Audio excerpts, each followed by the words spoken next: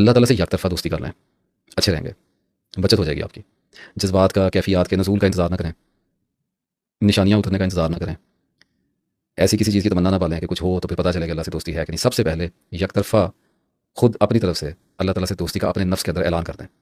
और उसके लिए करना क्या पड़ता है? बड़ा सादा सा काम है करने वाला। अल्लाह से दोस्ती के एहसास को अपने अंदर पालना पड़ता है, उसकी परवरिश करनी पड़ती है। बार-बार खुद को याद कराना होता है कि मुझे अल्लाह से मोहब्बत है। मैं अल्लाह के रास्ते पे चलूँगा, मैं अल्लाह के पीछे जाऊँगा। ये मैं एक बात क्लियर कर दूँ, सारे सारे रिश्ते नाते, सारे ताल्लुकात, दुनिया के सारे मामले दुनिया की खूबसूरती हैं। अल्लाह ने ज़ीनत दी है दुनिया को। तो इनके साथ चलने में हरगिज़ कोई हर्ज नहीं है। मसला सिर्फ़ एतदाल का पड़ता है। जब भी हम रिश्ते नातों के साथ, दोस्त अहबाब के साथ, मियाँ-बीवी के साथ, बच्चों के साथ एतदाल खो देते हैं, तो हम डिप्रेशन में आते हैं। एक लिमिट में हमें रहना चाहिए। वो लिमिट अभी आपको बताता जाऊँगा कि कैसे पैदा होगी। जो अल्लाह की दोस्ती का एहसास है, इसको मैंने कहा कि अपने अंदर पैदा करें, इसको पालें। तो कैसे पालेंगे? अल्लाह को याद करना शुरू करेंगे। अल्लाह के नाम की तस्बीह करना शुरू करेंगे, कुरान पाक पढ़ना शुरू करेंगे, नमाज़ पढ़ना शुरू करेंगे, एफ़र्ट करना शुरू करेंगे। मैं ज़िक्र करना शुरू करेंगे। मैं आपको एक खबर देता हूँ। अल्लाह की राह में जाने के लिए, अल्लाह की मोहब्बत पाने के लिए, मार्फत पाने के लिए, एनलाइटनमेंट पाने के लिए, स्पिरिचुअल अवेकनिंग करने के लिए, साइकोलॉजिकल अवेकनिंग करने के लिए, मोक्षा पाने के लिए, समाधि तक जाने के लिए, अब मैंने इन अल्फाज से हर किस्म के बंदे को अपनी लपेट में लिया है। सिवाय अल्लाह के दीन के और कोई रास्ता नहीं है। ज़िम्मेदारी से आपको खबर दे रहा हूँ, अल्लाह तक पहुँचने का रास्ता सिर्फ़ और सिर्फ़ इस्लाम है। इस पे आगे बात होती चली जाएगी। अच्छा, अब जब अल्लाह की दोस्ती का एहसास पैदा करना है अपने अंदर, तो उसके लिए अल्लाह को याद करना पड़ेगा। क्या हर वक़्त खुद को ये याद करेंगे मैं अल्लाह का दोस्त हूँ, मैं अल्लाह का दोस्त हूँ, ये क्या नॉनसेंस होगी। एक बार होगी, बात हो गई, जब एक दफ़ा तय कर लिया।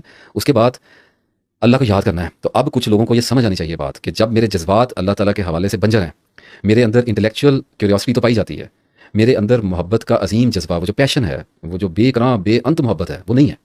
तो उसके चश्मे को खोलने के लिए वो जो पत्थरों के नीचे दबा हुआ है, उस पर फिर एड़ियाँ मारनी पड़ती हैं। और वो अल्लाह की माला जपने से पड़ती हैं एड़ियाँ। वो चश्मे उबलते हैं अल्लाह ताला का नाम लेने से। इंसान अपने नफ्स को खुद पाक नहीं कर सकता। ब्लॉक किया हुआ होता है, लॉक किया होता है, सीज्ड होता है उसका सेल्फ। एक्सेस ग्रांट नहीं की होती। अब एक आदमी कहता है मैं इल्म हासिल करना चाहता हूँ, तो करके देख ले फिर। अल्लाह गुम कर देगा उसको इल्म के समुद्रों में। तो रब्बे जितनी इल्मा पढ़ना पड़ेगा।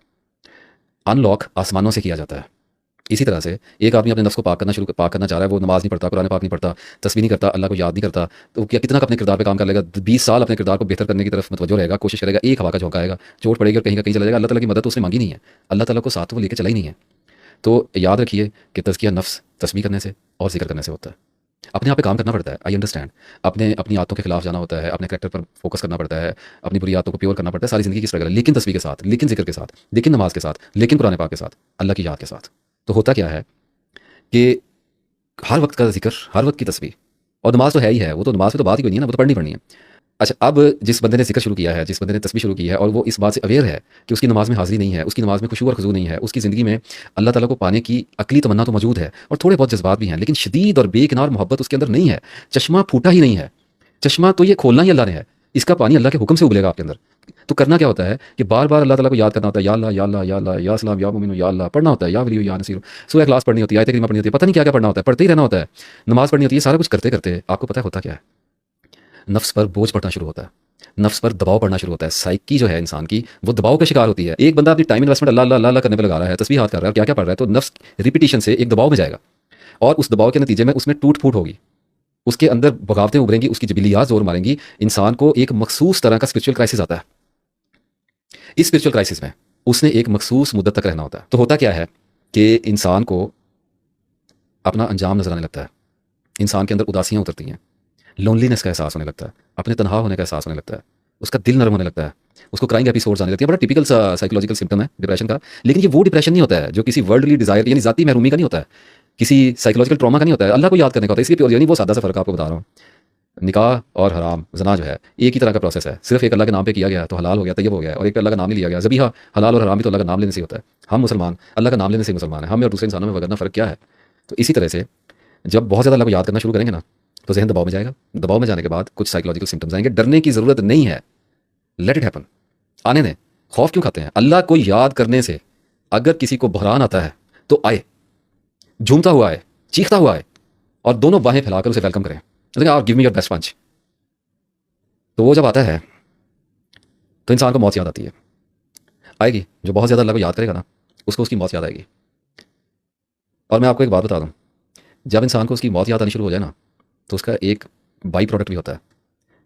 अल्लाह इंसान को उसकी मौत की तैयारी का वक्त नायत फरमाता है, उस पर अपनी रहमत का रसूल करता है और उसके किरदार पर इतना दबाव डालता है, इतना दबाव डालता है कि आदमी अपनी इसलाह के लिए आमादा हो जाया करता है।